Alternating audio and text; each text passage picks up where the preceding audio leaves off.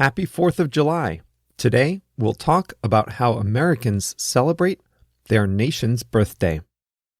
Welcome to Plain English, the podcast that goes at the right speed for English language learners. Listen now and read the transcript online at plainenglish.com. Now, here's Jeff, your host for today's episode. Welcome to Plain English, episode 62 for July 4th, 2018. I'm Jeff, and you are listening to Plain English, the podcast that goes at just the right speed for learning English. Today is a holiday in the United States, but we don't take any holidays or vacations here.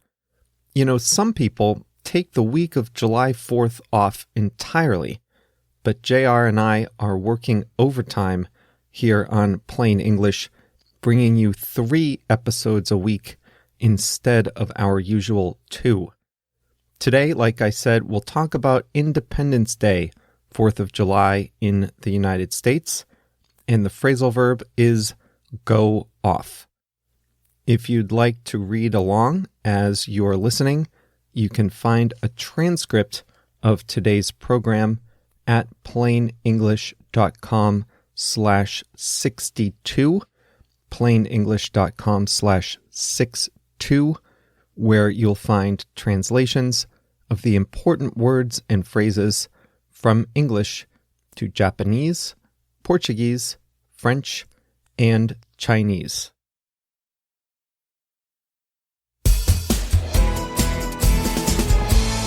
If you think about the 4th of July, you associate it with fireworks, barbecues, parades, the beach, good, wholesome activities in the summertime.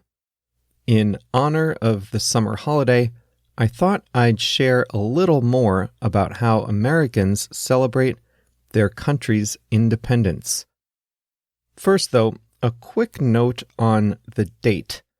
We have always celebrated the nation's independence on the 4th of July, since we recognize July 4th, 1776, as the founding of our nation. However, the actual birthday might be on July 2nd, 1776, which is when the Continental Congress, representing the 13 British colonies in the Americas, actually voted to declare independence. It wasn't until 2 days later, July 4th, that the written, printed Declaration of Independence was distributed, read aloud, and known to the world. So for that reason, we celebrate the official nation's birthday on this later date, July 4th.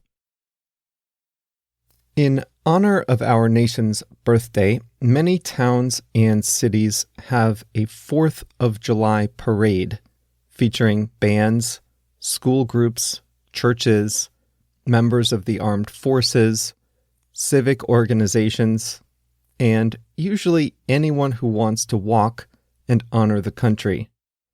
Americans love a good parade, but the real traditional way to celebrate this particular holiday is with fireworks. There are 2 kinds of fireworks displays in America, the official kind and the unofficial kind. Most medium-sized to larger towns and cities have their own official fireworks. It's usually at a big park, riverfront, or lakefront, and it starts about a half hour after the sun goes down. In my experience, the best fireworks displays are the ones that are set off a barge in a lake or a river. I remember as a kid going with my family to the fireworks in our small town each year, and when we were lucky, my parents would take us to the nearest city, Danbury, Connecticut, to see a bigger fireworks display. You usually go early to get a good spot, bring some food and drinks, frisbees or footballs, and enjoy some time outside. Larger cities have bigger displays. The most famous fireworks display is in Washington, D.C., where the fireworks go off in an area called the National Mall in front of the famous U.S. Capitol building. I've been to see that fireworks show just once. The crowds are huge, but it's fun to be part of something so big in our nation's capital. Then there are the unofficial fireworks displays, and these come in two subcategories, the legal category and the illegal category. It is actually illegal to buy fireworks in many U.S. states, and depending on where you live, it might be illegal to set them off. However, these rules are more loosely enforced, shall we say, on July 4th. I live in a city where it's illegal to set off fireworks, and in a state where it's illegal to buy and sell them. But there are still fireworks going off all night in my part of Chicago. In smaller towns, it's popular and generally legal to buy a few fireworks and set them off in your driveway or backyard after the barbecue. About 90% of all fireworks sold in the United States come around the 4th of July.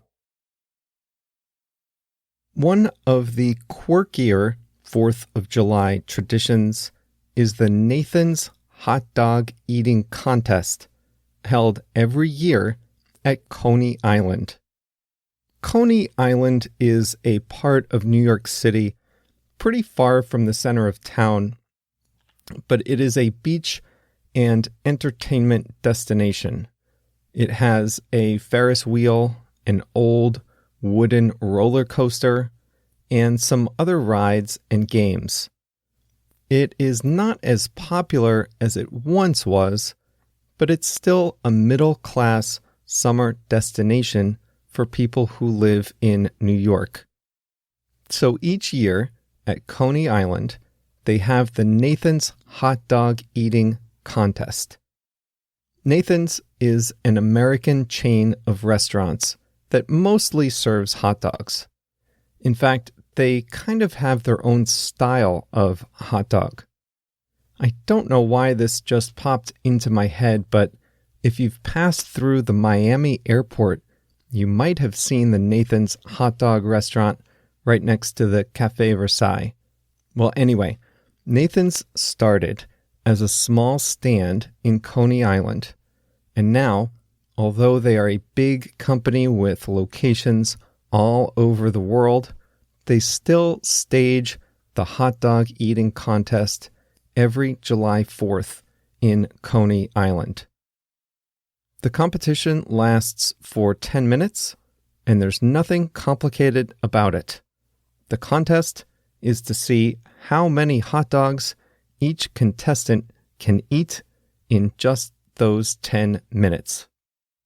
The defending champion is this famous competitive eater named Joey Chestnut, who downed 72 hot dogs in 2017 in 10 minutes. The winner gets a mustard yellow belt. The competition has been going on since 1972, and it's on TV every year. I'll post a link in the transcript to a video of last year's competition. Just go to plainenglish.com/62 to see the transcript and the link.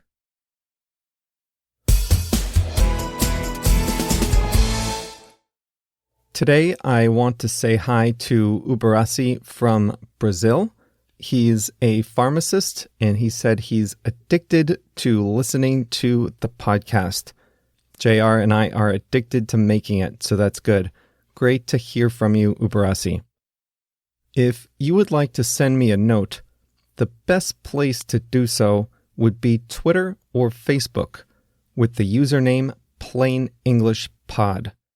You can also sign up to get the show's email announcements by going to plainenglish.com/mail, plainenglish.com/mail, mail. Every time a new show comes out, I send out an email with a summary of the topic, plus links to the English articles I use to prepare the show. So if something interests you, you can read some more in English about it. plainenglish.com/mail to get on that list. Today, we are going to talk about the phrasal verb go off. This is a perfect example of why phrasal verbs are so difficult, I think, because go and off are such simple, easy little words, but they combine to make a phrase that has nothing to do with either word individually. You heard that phrasal verb twice. I said that the Washington, D.C. fireworks go off in an area known as the National Mall, and that on the 4th of July in my neighborhood, you can hear and see fireworks going off all night long. In this case, it means to explode or to fire. When fireworks go off, they explode in the air. When a gun goes off, the gun fires. When a bomb explodes, you can say that the bomb went off. Sometimes I come home and it looks like a bomb went off in my living room. It's a joke, meaning that it's very disorganized and stuff is laying around everywhere. It looks like a bomb went off. So now you know that to go off in that sense means to explode or to fire like a gun. But that is not the most common use of go off. I would say the most common use of go off is to describe when an alarm or other type of warning system makes a loud noise. What time does your alarm go off in the morning? For me, most mornings, my alarm goes off between 6 and 6:30. What happens if you're cooking breakfast and it gets a little smoky? Maybe you're overcooking the sausage or left the toast in the toaster for too long. The fire alarm goes off. If you set a timer for 3 minutes to remind yourself not to overcook your eggs, then your timer will go off after 3 minutes. If someone tries to break into your house or car, your car alarm or burglar alarm might go off if you have one. Enjoy your July 4th. If you're in America, have a hot dog. Have 72 hot dogs if you want. Just be safe with your fireworks. Don't do anything foolish, and have fun with friends and family. Remember, we will have a regular episode again on Friday, followed by another weekly recap of World Cup action on Monday, July 9th. Speaking of which, congratulations to Brazil. Defeated Mexico on Monday, and Brazil will be going on to the quarterfinals. See you again in the next episode.